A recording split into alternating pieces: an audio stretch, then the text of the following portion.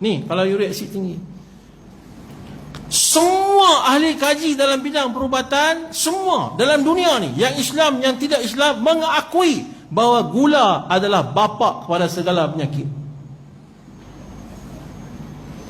Dia duduk di samaran. Saya cakap benda ni di semua kuliah saya. Tuan-tuan kena buat keputusan untuk tinggalkan dia, sebab dia duduk di samaran. Bila duduk di samaran, kita nak jaga agama pun susah. Anak kita lagi susah. Dan dengan burger dia telan, dengan hotdog dia telan, KFC dia telan. Susah, tanda susah. Senang ya, subuh tak boleh bangun, tak boleh jaga agama. Subuh tak boleh bangun tu tak boleh jaga agama. Hutang kita baca hadis Nabi Muhammad SAW, barang siapa yang menegakkan solat, dia menegakkan, dia menjaga agama. Barang siapa tak solat, dia meruntuhkan agama. Ni bab makan nombor 4 permakanan sunnah Nabi Muhammad SAW. Jadi apa nak ganti? Nak ganti apa? Kena ghostan tuan-tuan. Tengok dia moyang-moyang nenek kita makan apa. Bukankah mereka dulu makan gula merah? Gula yang diperbuat daripada air nira, nira nyok tu, kan? Lepas ada mayang nyok tu, dia potong situ, ambil nira. Nira ni boleh ambil kalau betul-betul buat 2 kali sehari boleh ambil, pagi dengan petang. Lepas tu masak dia sampai jadi beku. Kalau rajin tumbuk-tumbuk, blend sampai jadi gula pasiak warna merah lah. Tu orang dulu makan tuan-tuan. Gula merah lagu tu tuan-tuan. Gula merah masuk dalam makmal, kita buat kajian, tak ada 1% pun gula jahat. Gula sukros yang saya sebut tadi tu, dalam gula merah 1% pun tak ada. Itu sebab orang dulu kita jarang dengar orang Kencing Manis. Orang dulu moyang-moyang ni hidup sampai 100 tahun lebih umur dia, sakit tak ada. Saya pergi di selatan Thailand, satu pekan kecil. Mereka jemput saya pergi sana. Saya pergi sana lah. Mereka jamu saya teh, ayak teh. Saya tengok ayak teh tu setengah gula, setengah ni gula, setengah ni teh. Alamak, macam mana? Tapi bukan gula pasiak, gula pokok tar. Sana panggil pokok tar. Kalau sini kita panggil pokok kelapa laut. Bisa tengok tak pokok tu? Ada kot sini kan, tapi tak banyak, tempat mereka banyak. Jadi dia buat gula tu daripada gula tar. Saya minta air panas. Sebab apa? Manis sangat, kena tambah air panas. Kemudian lepas minum, dia minta tolong suruh cek darah tinggi Kencing Manis. Penduduk kampung lebih kurang ada 20 orang. Saya kata, habis ni kalau cek Kencing Manis semua tinggi ni. Tuan-tuan tahu tak apa jadi? Saya cek, seorang pun tak ada Kencing Manis. Seorang pun tak ada Kencing Manis. Dia makan gula setengah gelas, tapi seorang pun tak ada Kencing Manis. Pasal apa? Dia makan gula yang tak ada sukros, tak ada gula jahat. Kena tipu kita tuan-tuan. Saya buat kajian, tuan-tuan boleh tanya ahli-ahli kajian saya. Di belakang tu ada 2 orang ahli saintis yang ikut saya sekali. Bila kita buat kajian, ya Allah, seolah-olah ini satu senjata sulit daripada musuh Islam. Kita makan bukan kata penyakit saja mai. Kedua, rohani kita jadi rendah.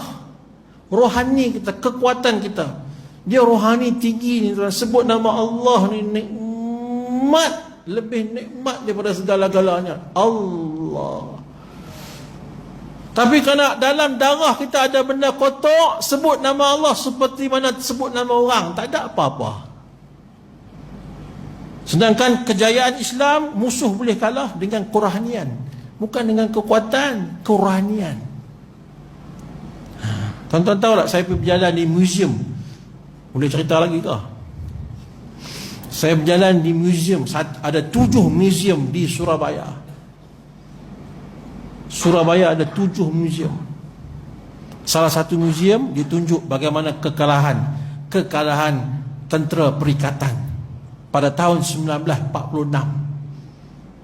Bila Indonesia isytihar kemerdekaan, dia isytihar tu dia tak dapat restu Belanda. Belanda marah, dia pakat habis tentera perikatan. Belanda, UK, United Kingdom, Australia, New Zealand, semualah dengan Amerika mai serang Surabaya.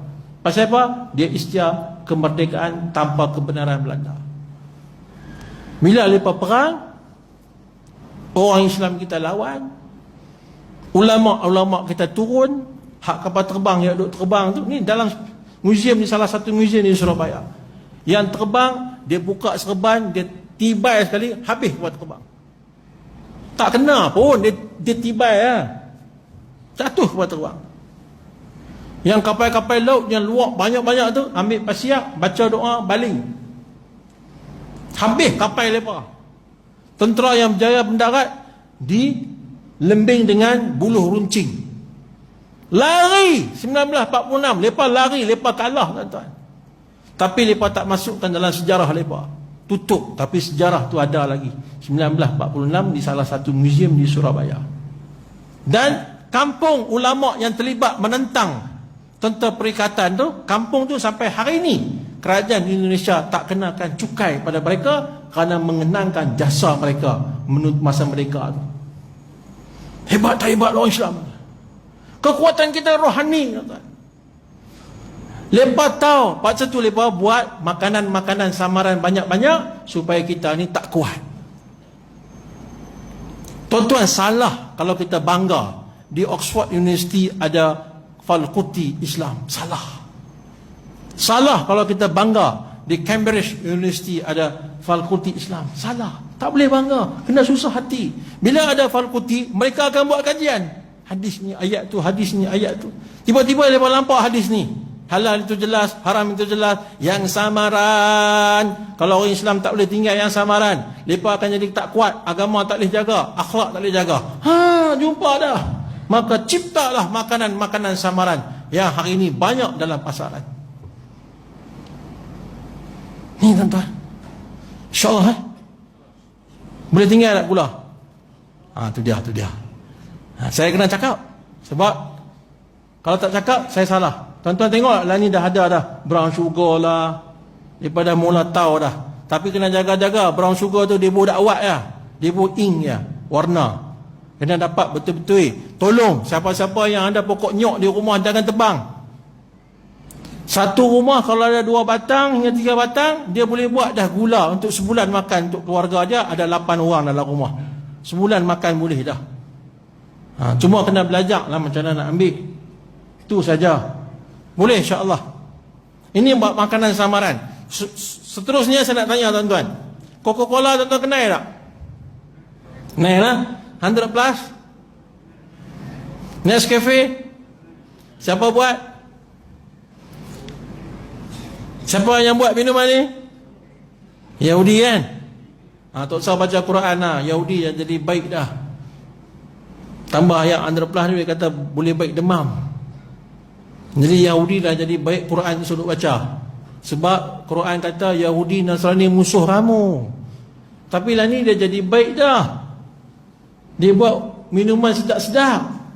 Lepas tu minuman tu ada ubat pula. Jadi baik lah. Bukan tuan-tuan.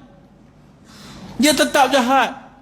Dia hantar mai kat kita minuman yang asidnya 2.7 Coca-Cola. 100 plus 4.7. Ni bawah pada 6 ni semua racun. Semua ni racun. Tuan-tuan tak tahu? Tuan-tuan nak tengok tak? Tuan-tuan nak tengok tak? Tuan-tuan nak tengok, lepas isyak kena tunggu. Semua muka sedih.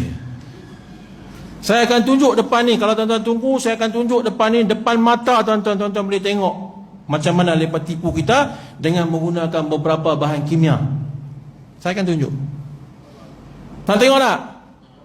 Lepas tu saya akan tunjuk sunnah Nabi SAW, kehebatan dia melalui kajian saintifik. Nak tengok tak? Nak Okey. Coca-Cola kenal, Nescafe kenal, 100 plus kenal. Saya nak tanya, Talbinah kenal tak? Talbinah. Ini satu minuman yang termaktub dalam hadis Bukhari Muslim. Nabi bersabda, berikanlah kepada pesakit kamu akan minuman talbinah. Sesungguhnya ia mampu mententeramkan jiwa. Apa itu minuman talbinah? Susu kambing campur dengan bali, ataupun bali campur dengan madu, dinamakan talbinah. Tapi talbinah tidak dipromosikan. Ini minuman Nabi suruh minum. Tuan-tuan kenal tak? Tebo, Lipton. Kenal lah? Siapa punya? Acong. Betul. Cina punya. Kalau mengaji dengan Tok Guru saya, jangan. Kamu makan apa? Usul. Makanan itu datang pada siapa? Siapa buat? Dia semayang ke tak? Dia mengaji ke tak? Tu dia. Usul makanan. Tebo, Lipton semua kenal kan? Warna tu tuan-tuan ambil air sejuk dalam peti ais. Ambil air sejuk, bubuh, berpeluh gelas ni air sejuk. Ambil teh tu bubuh, keluar habis warna dia. Ni dalam air sejuk, sepatutnya kena keluar masa air panas. Ni air sejuk pun keluar. Teh ke warna tu? Orang suka minum warna ni, uric acid dia akan naik, gout dia bertambah. Tebo kena, Lipton kena. Baik, saya nak tanya, daun sana. Daun sana. Ini hadis daripada Ibnu Majah. Satu ketika Nabi tengok sahabat duk makan daun. Nabi tanya, apa daun kamu makan? Sahabat kata, ini daun untuk cuci perut kami. Nabi kata, jangan makan daun tu. Kalau nak cuci perut, kena makan daun sana. Dia akan cuci perut kamu. Hadis yang lain bagi tahu, Nabi bersabda, punca segala penyakit adalah di perut kamu. Bisa dengar tak hadis ni? Punca segala penyakit adalah daripada perut kamu. Hadis ni yang saya baca tadi, cucilah perut kamu dengan daun sana. Dalam hadis Ibnu Majah, Nabi SAW bersabda, jika ada obat untuk mati, jika ada obat untuk mati, sanalah obatnya. Bak makan minum ni dia persembunyi terus tuan-tuan. Tutup terus, tak bagi kita tahu. Saya dengan imam-imam besar negeri Kelantan 2 tahun lepas menjelajah Eropah di bawah tajaan kerajaan negeri. Nak bagi tu imam ni nampak di luar ni macam mana hebat orang Islam. Sampai di Amsterdam, Belanda. Kami minta daripada University Amsterdam nak masuk perpustakaannya. Sebab kita dengar dalam pustakaannya ada 6,000 kitab. 6,000 kitab orang Islam yang mereka rampas masa zaman penjajah. Mereka sembunyi di situ. Kami minta nak tengok. Apa mereka kata apa? Mereka kata apa kami? Orang Islam tak boleh tengok. Dah nak buat macam mana? Mesti mereka punya. Kena keluar lah. Nampak tak? Mereka tutup tuan-tuan. Buat perubatan, buat apa semua mereka tutup. Tak bagi tahu kat kita. Lah ni baru kita tengok daun sana. Lama ni tak pernah dengar kan? Pokok dia rendah-rendah ya. Pesakit saya bagi makan benda ni tuan-tuan. Ya Allah ya Tuhan tu. Dia keluar. Ya Allahu Akbar. Najis kita kumpul di perut kita 20 tahun dulu. Semua keluar habis. Berkeping-keping macam besi karat. Bila keluar penyakit di perut, tak ada lah najis di perut kita. Kita ambil makanan sunnah yang lain, jadi sihat tuan-tuan. Sebab Nabi kata, punca segala penyakit di perut kamu. Tuan-tuan minta maaf kalau saya suluh tengok tuan-tuan punya usus, saya boleh tahu tuan-tuan sakit apa. Masuk kamera tu tengok hitam dalam tu, itu tanda tuan-tuan uric acid banyak. Darah tinggi ada, kolesterol ada, gout ada. Kalau masuk tengok merah-merah, lemak banyak, kencing manis tinggi. Dia kalau kita suluh usus kita, keliling dalam usus tu tuan-tuan, lampak asal usus dan lampak saraf-saraf, urat-urat dalam usus. Itu usus yang bersih. Tuan-tuan, Nabi bagi tahu, cucilah perut kamu dengan daun sana. InsyaAllah lah. Ya? Ni sakit gigi teruk-teruk, anak-anak cucu kita sakit gigi kok. Talbina 5 minit ya. Dia duduk sakit tu, bagi minum 5 minit. Masa tu dia lebih kurang 5 minit hilang sakit gigi tuan-tuan. Tuan-tuan nampak tak Islam ni penyelesai masalah dunia akhirat? Nampak tak ni? Nampak tak? Itu bab makanan. Banyak kalau Ustaz nak sentuh ni, banyak. Bab kita makan salah dah tuan-tuan. Nanti lepas isyak saya akan tunjuk. Saya ada ayat Coca-Cola. saya ada 100 plus, saya ada ayat Zamzam, saya ada madu, dan saya akan tunjuk macam mana eksperimen. Tuan-tuan tolong tunggu. Korban sikit.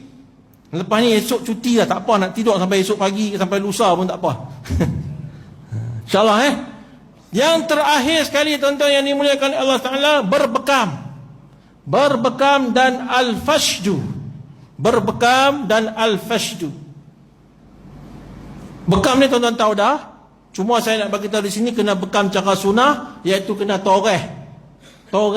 Ya, bukan cocok. Cocok ni acupuncture, cara orang Cina. Cara kita hijamah, dalam bahasa Arab dipanggil hijamah. Hijamah ni toreh dan hisap. Toreh dan hisap. Ini bagi betul bekam lagu mana. Yang kedua tadi sebut al-fashdu. Al-fashdu ni buang darah. Bila nak guna sistem al-fashdu ni, ketika orang nak kena stroke. Orang nak kena stroke lagu mana? Dia cakap telo. Kita jumpa kawan kita, kalau cakap telo, cepat-cepat tu nak kena stroke dah. Cek sejarah dia. Dia ada darah tinggi pula. Dia ada kolesterol tinggi pula. Cakap telo. Cepat-cepat tuan-tuan. Kalau rasa lembek tangan kaki tu, dialah stroke tu. Kebah-kebah tu jaga. Apa nak buat? Cara Islam, dia guna al-fashdu. Ini Nabi ajak tuan-tuan. Cucuk di 10 jari kita dengan jarum. Jarum hak cucuk tu lah, ada lubang tengah tu. Jangan ambil jarum jahit baju tu. Tu tak boleh. Jarum yang hak cucuk orang tu, di lubang tengah tu ada. Cucuk di 10 jari kita ni, darah keluar. Darah keluar macam air pipe dia keluar tu, tadah sampai 1 gelas. 1 gelas tu cukup, jangan lebih. Kalau lebih mati. Ini saya cerita, tapi jangan buat. Nak buat kena belajar. Jangan buat, nak buat kena belajar. Jadi cukup 1 gelas, berhenti. Lepas tu hak luka di jari ni, ambil madu, tutup. Baca surah Masad. Tabbat yada abi lahabin wa tabba. Semua jari ni, dia berhenti darah. Stroke tak jadi. Saya main ni hari ke-12, hari ke-13 dalam safar saya daripada Johor sampai Jitra. Ni tak balik rumah lagi ni. Esok baru nak balik rumah. Tuan-tuan nak ikut saya? Belajar kena lagu tu lah bertahun-tahun. Saya belajar tok guru saya pukul 2.30. Kelas habis pukul 12. Pukul 2.30 tok guru kata 2.30 hari ni kita sambung balik. Tu dia yang tok guru. Kalau tuan-tuan boleh tunggu, Allah akan pilih tuan-tuan punya anak-anak jadi orang alim, insya-Allah. Boleh? Jadi saya jumpa ustaz kawan saya di Kuala Lumpur, di Ulu Langat. Bukan, di Rengit, Johor. Bila saya cerita al-fashdu ni, dia cerita kat saya, betul dia kata. Dia kata kawan saya satu ketika depan saya nak jadi stroke, nak haikot lah, kaki tangan tu nak haikot lah. Tiba-tiba dia jatuh. Dia stroke, tak boleh nak buat apa, jatuh lah. Jatuh, tangan tu kena benda tajam. Bila kena benda tajam, darah keluar macam air pipe. Keluar tu darah, dia yang duk haikot nak kena stroke, tak jadi stroke. Saya kata, ustaz, ilmu ni tutup dah, Yahudi tutup dah. Tapi Allah Maha Kaya. Allah nak bagi ustaz ilmu. Allah bagi kemalangan. Allah bagi satu orang jadi kemalangan, kita boleh belajar. Ini kayanya Allah Ta'ala. Lepas tutup, lepas tak mau kita tahu benda ni, tapi Allah boleh bagi tahu dengan berbagai-bagai cara. InsyaAllah tuan-tuan. Yang penting kita punya tauhid dengan Allah kena kukuh. Jadi tuan-tuan yang dimuliakan oleh Allah Ta'ala, 5 perkara ni, kalau kita nak jaga kesihatan, nak rawat penyakit yang kita ada, 5 perkara ni tuan-tuan kena amal. Pertama, kalimah thayyibah. Saya terang dah tadi. Yang kedua,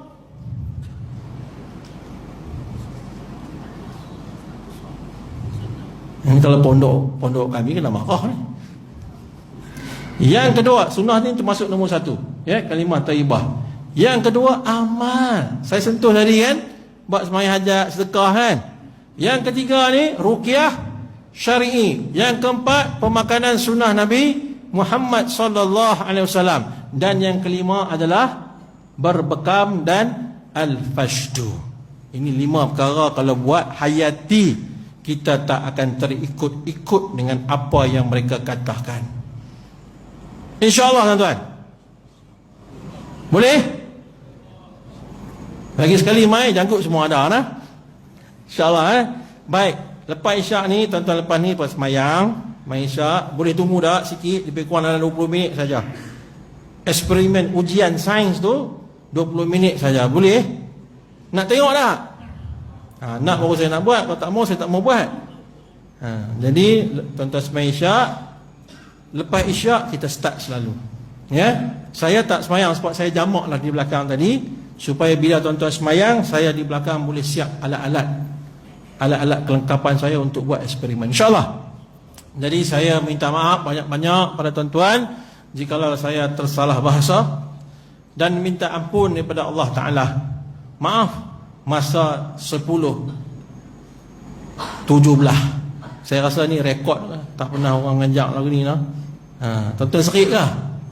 Tak apa, lagi sekali saya main isyak saya berhenti, InsyaAllah kita tangguh majlis kita dengan tasbih kafarah. Subhanallah wa bihamdihi, subhanakallahumma wa bihamdika, asyhadu an la ilaha illa anta, astaghfiruka wa atubu ilaik.